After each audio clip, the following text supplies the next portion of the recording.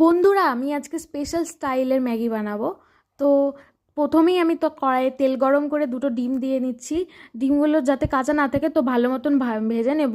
ডিমগুলো যখন হালকা হালকা লাল লাল হবে তখন আমি আলাদা পাত্রে ডিমগুলো তুলে নেব।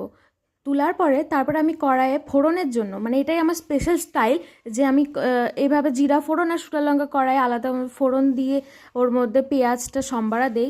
মানে ফোড়নে পেঁয়াজটা হালকা লাল করে ওর মধ্যে হলুদ লবণ দিয়ে ভালো মতন পেঁয়াজটা যখন লাল লাল হবে তো তখন আমি ম্যাগিটা ছেড়ে দেই। তো এইভাবে তোমরা ট্রাই করতে পারো, কিন্তু ম্যাগির মধ্যে এরকম জিরা ফোড়ন দিয়ে শুকনো লঙ্কা ফোড়ন দিয়ে খেতে পারো, টেস্টটা একটু অন্যরকম হয়।